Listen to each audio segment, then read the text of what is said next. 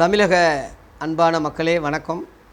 இன்றைய தினமொழி அறிவுரை என்னவென்றால், அரசியலுக்கு அடிமையாகாதீங்க. இன்றைக்குள்ள உங்களுக்கு அறிவுரை, அரசியலுக்கு அடிமையாகாதீங்க. அரசியல் முழுவதும் ஆரம்பத்தில் நல்லதாக தான் வரும், மக்கள் தொண்டு மாதிரி வரும். ஆனால் பின்னாடி அதுவே வியாபாரமாக மாறிடும், பிஸ்னஸாக மாறிடும்.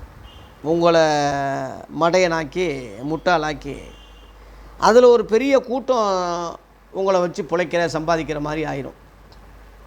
ஆரம்பம் நல்லாயிருக்கும். ஆரம்பத்தில் உள்ள ஃபவுண்டர் கெட்ட எண்ணத்தில் செய்ய மாட்டார், நல்ல எண்ணத்தில் தான் செய்வார்.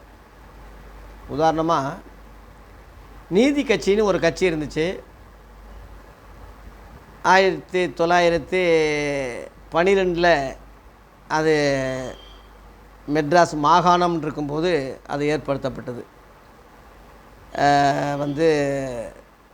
அதில் காத்துவராயன்னு சொல்லி ஒரு ஐயா, அவர் பேர் காத்துவராய. அடுத்து அவர் ஒரு புலவராக இருந்தார். அவரோடு சேர்ந்த ரெட்டமலை சீனிவாசன் சொல்லி ஒரு ஐயா, தியாகராஜா ரெட்டியார், டாக்டர் நடேசன், பனகல்ராஜ், இந்த மாதிரி ஆட்கள்லாம் பிராமணர்களை எதிர்த்து ஜஸ்டிஸ் பார்ட்டின்னு சொல்லி நீதி கட்சின்னு ஒன்று ஆரம்பித்த நோக்கம் நல்ல நோக்கம். ஏன்னா பிராமணர்கள் முழுவதும் ஏழை எளிய மக்களை ஜாதியை பார்த்து ஒடுக்கி கீழ்ப்படுத்தி அவங்கள அடிமையாக்கி எல்லா வெள்ளைக்காரங்க வர்ற சலுகைகள் முழுவதும் அவங்களே ஆட்டையை போட்டு அவங்களே கொஞ்சம் ஆள் படிப்பு இருக்கிறதுனால மற்றவங்களெல்லாம் படிக்கக்கூடாதுன்னு சொன்னதுனால அவங்க கணக்கு வழக்கு பார்த்து அவங்களுக்கு நல்ல பேர் வாங்கி சுகங்களை அனுபவிச்சுக்கிட்டு இருந்தாங்க. அப்போ மற்ற ஜனங்கள்லாம் இவன் மட்டும் அனுபவிக்கிறானே, நமக்கும் அது வேணும்னு சொல்லி பிராமணர்களுக்கு எதிர்ப்பாக ஜஸ்டிஸ் பார்ட்டின்னு சொல்லி ஒன்று நீதி கட்சின்னு ஆரம்பித்தாங்க. அது நல்லா வலுவாக இருந்தது. இப்போ அங்கே கூட நம்ம சேலம் பக்கத்தில் இருந்து ஒரு ஐயா ஓமதுராருன்னு ஒருவர் முதல்வராக இருந்தார். இப்போ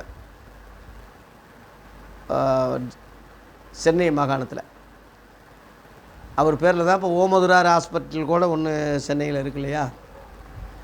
அந்த மாதிரி நல்ல இப்போ பிடி ராஜன் சொல்லி இப்போ உள்ள தியாகராஜா, இப்போ பழனிவேல் தியாகராஜன் அவருடைய தாத்தா பிடி ராஜன், அவரும் அதில் நீதி கட்சியில் இருந்தவர் தான்.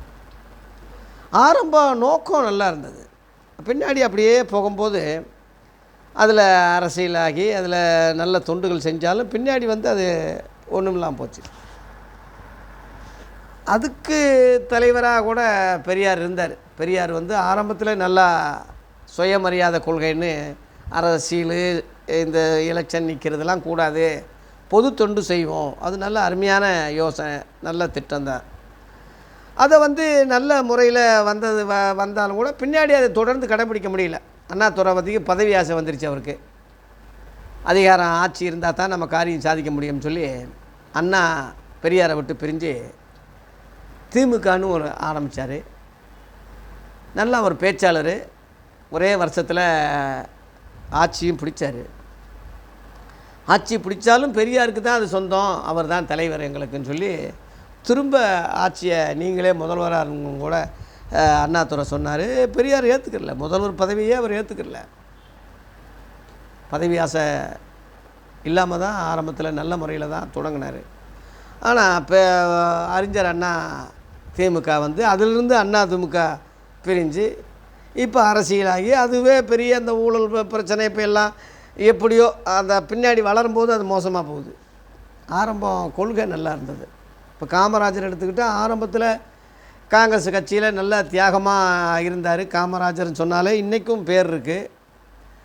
அந்த மத்திய காங்கிரஸ் இந்திய கொண்டு தமிழகத்தில் திணிக்கும் போது அவர் அந்த கட்சியில் இருந்ததுனால கண்டும் காணாமல் பாரத பெருந்தலைவர்னு சொல்லி டெல்லிக்கு போயிட்டார். அதனால் மக்கள் இந்தி திணிப்புக்கு எதிர்ப்பாகி தான் திமுக வந்தது. இல்லாட்டினா அண்ணா திமுக, திமுக, திக இதெல்லாம் உதயமாகி இருக்காது. காங்கிரஸ் தான் ஆண்டும் இன்றைக்கும் அப்படி. அதனால் அவங்க செஞ்ச ஒரு கவனக்குறைவினால். ஆரம்பம் நல்லா இருந்தாலும் பின்னாடி அப்படி மாறுது. நான் இதிலிருந்து என்ன சொல்ல வர்றேன்னா, எந்த கட்சிக்கும் அடிமையாயிராதீங்க, எந்த அரசியல் தலைவரையும் நம்பாதீங்க. ஆரம்பத்தில் ஆயி ஓயின்னு பேசுவானே தவிர குலைக்கிற நாய் கடிக்காது. அதனால் யாருக்கு அடிமையாயிராதீங்க. அதுக்காக ஓட்டு போடாமல் இருக்காதுங்க. ஓட்டு உரிமை இந்தியனுக்கு தேவை. அந்த நேரத்தில் உங்களுக்கு யார் பிடிச்சிருக்கோ, யார் நல்லதாக இருக்கோ போடுங்க. அடிமை ஆயிடாதீங்க. கொடி பிடிச்சி பின்னாடி போயிடாதீங்க. அதுக்காக உங்கள் பணத்தை செலவு பண்ணி, அதுக்காக நேரத்தை செலவு பண்ணி இருக்கிற கொஞ்ச கால வாழ்க்கையை நீங்கள் வாழாமல் அரசியலில் போய் வாழ்நாளெல்லாம் தலைவா தலைவா தலைவான்னு சொல்லி இன்னொருத்தனை தூக்கி தலையில் வச்சு கொண்டாடணும்னு அவசியம் இல்லை. ஆகவே அன்பான ஆலோசனை, அரசியலுக்கு அடிமையாகாதீங்க. எந்த அரசியல் தலைவரையும் தலைவராக முழுசாக ஏற்றுக்கிறாதீங்க.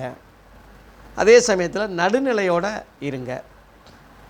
உங்கள் நேரத்தையும் காலத்தையும் உங்கள் குடும்பத்துக்காக செலவு பண்ணுங்கள். உங்கள் மனைவி பிள்ளைகளுக்காக செலவு பண்ணுங்கள்.